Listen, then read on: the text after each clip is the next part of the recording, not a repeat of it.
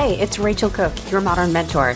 And today's episode is about how your critics and your naysayers may actually be your biggest secrets to success. It's all about knowing who to tap and how to harness their insights. 6 years ago, as I prepared to launch my consulting business, I was fueled by the overwhelming support and validation I received from friends and family. Clearly, I was onto something because everyone around me told me so. But one night, just before my shingle was hung, I had a chat with a cynical uncle that gave me pause. What if you don't find clients, he asked. Or what if you find too many and you can't juggle the work? Or you make a big mistake, or there's too much competition out there. This conversation let the air out of my tires, but it's also the one that prompted me to really sharpen and refine the business I ultimately launched. And by my standards, it's absolutely been a success. When you have an idea, a business, a product, or just something different you'd like to try at work, it's natural to seek out supporters. We get a boost of confidence from everyone who will tell us exactly why our idea is a win. And cheerleading is great, but sometimes it's actually the opposite of what we need to hear. As the Harvard Business Review reports, avoiding negative feedback is both wrong-headed and dangerous. Wrong-headed because when delivered the right way at the right time, criticism is, in fact, highly motivating. Dangerous because without awareness of the mistake he or she is making, no one can possibly improve. So if you're ready to bring an idea or an inkling from good to great, let's talk about how you can find and harness the right critics to help you make it shine. Start by finding the right people. Have you ever heard of the Segway? Invented in 2001, it was a brilliantly designed, self-balancing personal transporter. Technologically, it was genius. And its inventor, Dean Kamen, brought it to market with gusto. Game-changing though its design was, the product ultimately flopped. Why? Because according to this Fast Company piece, nobody involved in the project ever really stepped back to ask whether consumers would be willing to spend a few $1,000s to buy a product that helps them achieve a goal they can already satisfy for free. It would have been useful to have more people in the inner management team calling into question the core market assumptions at the basis of the business model.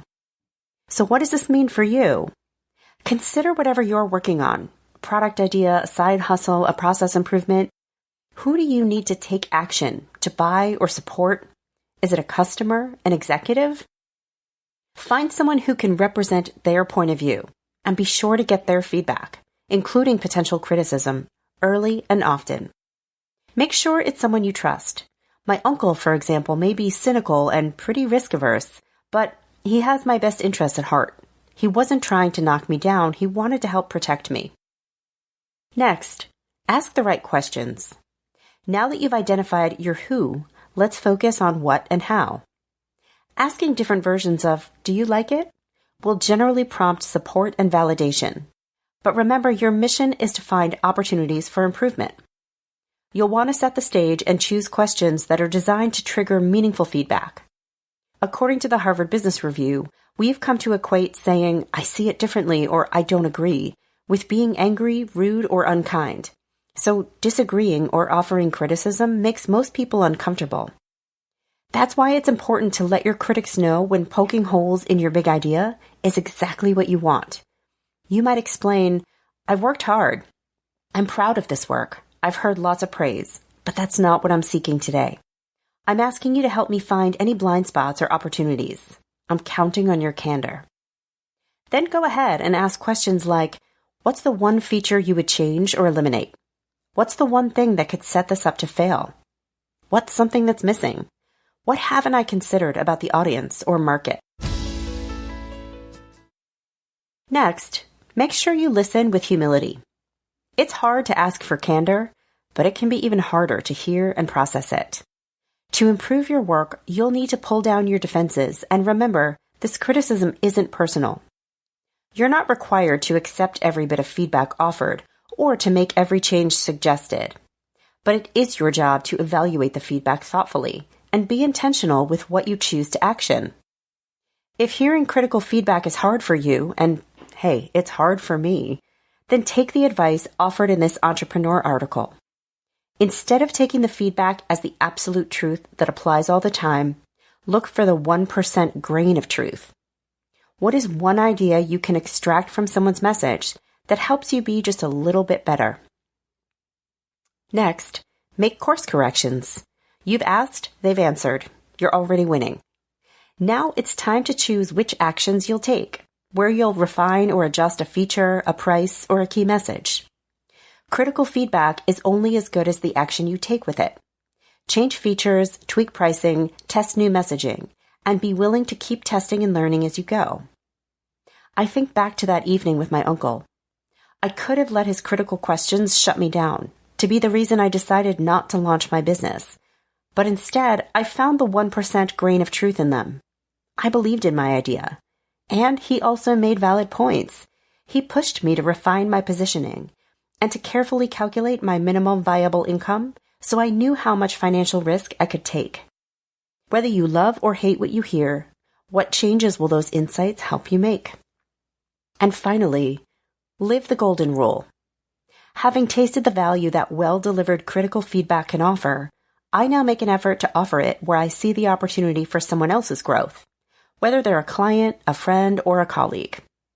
Here are the basic principles I try to follow as I role model the behavior I want to sow. First, I ask permission.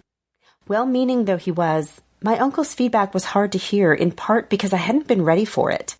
So when I see an opportunity to offer unsolicited feedback, I ask if it would be okay to share, and if not, I skip it.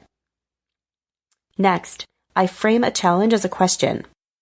I may have an insight or an opinion, but I'm not the arbiter of what's true. So instead of saying, you should just do X, Y, or Z, I pose a question like, have you considered exploring, or do you think your customer will see value in something? And finally, I label it food for thought.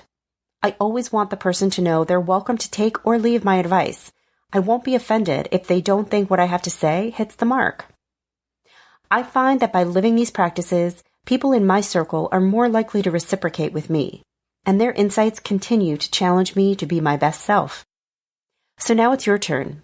Where's your opportunity to challenge a piece of your own work? Run your critics through this process and get ready to shine. Have a question I can answer? Check out all the links in my bio for ways you can reach me. Modern Mentor is a quick and dirty tips podcast. It's audio engineered by Dan Firebend with script editing by Adam Cecil. Our operations and editorial manager is Michelle Margulis. Our assistant manager is Emily Miller, and our marketing and publicity assistant is Davina Tomlin.